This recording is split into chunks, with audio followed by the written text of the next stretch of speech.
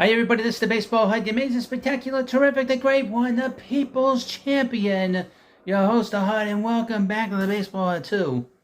I hope you like this video and subscribe. So we're going to talk about another owner from Major League Baseball, and this is the owner of the Orioles, John Angelos, the son of Peter Angelos. He is from SI.com. They put out an interesting article. Headline: Could Baltimore Orioles look to trade powerful slugger this offseason? Okay, who could this be about?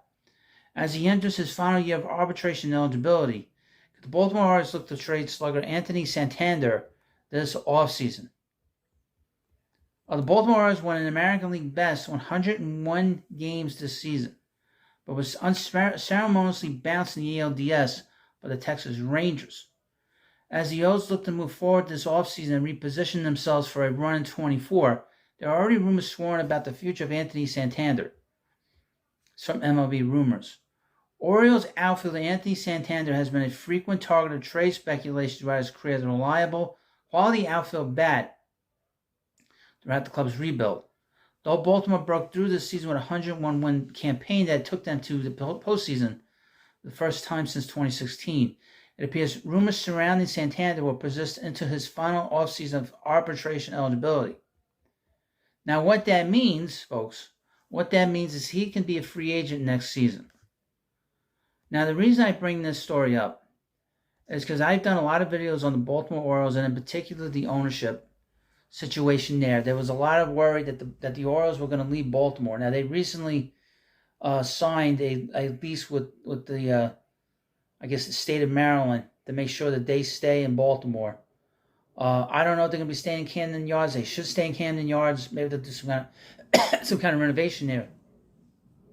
But you have an owner that is a disaster. He has said that he's not going to spend money, and if he spends money, he's going to have to raise ticket prices. This is a fan base that is one of the great fan bases in the history of baseball, and the Baltimore fan base. They love their Orioles. But you have a owner that's already said, and he has shown, and this family has shown, that they will build a team up and break them down, and they very rarely sign any kind of free agent talent. They were good in 2013, 2014, 2015, but as the team got more sort of players being arbitration eligible, they started trading players.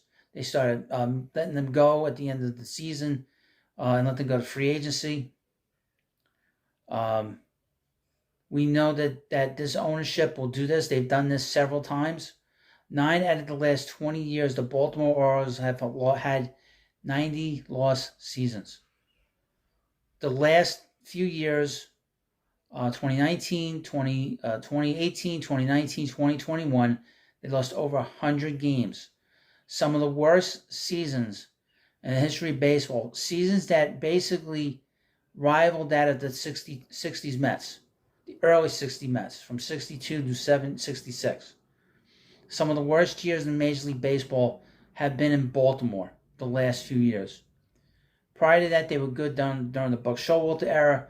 Prior to that, they were a bad team. So this is a cycle of this team doing this nonsense. So Santander will be the first wave of players that'll get to arbitration eligibility. They'll either move the player or let the player walk at the end of that season, whatever season that is.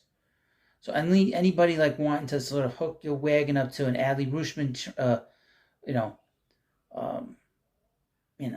hook yourself up to his star. He's going to be there another 4 years. Once he gets to that final year of arbitration, they will move him. I can guarantee you that, because they've said that they're going to move players and they're not going to sign. And this is 5-6 years from now. And the Orioles will be down again. They'll be a bad team again. And they will be a bad team for 3 or 4 years. And then they'll rebuild it up and down, up and down. You cannot do that to your fan base.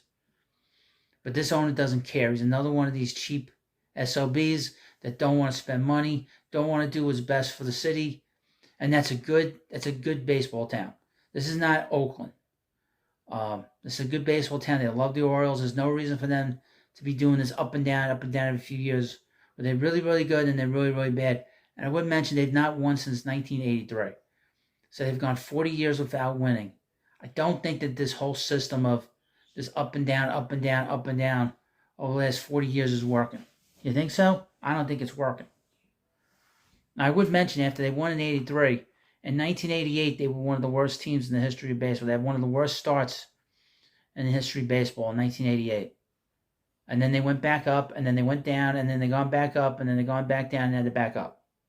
And this has been sort of this yo-yo over the last 40 years. And it's not fair for this fan base that has been very supportive when they've been good for them to have to endure this any longer. I feel bad for that. But I would say that fans got to speak up down there if they want to have like a real long-term situation. But obviously the best thing that could happen is that John Angelos would sell the Orioles. There's no reason to have the Orioles be owned by this particular owner. He is a disaster as an owner.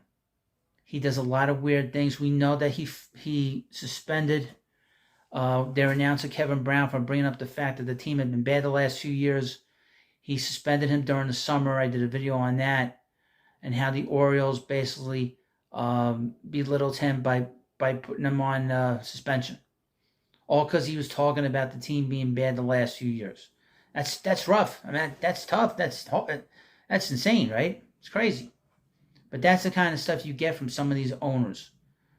There's some good owners in baseball.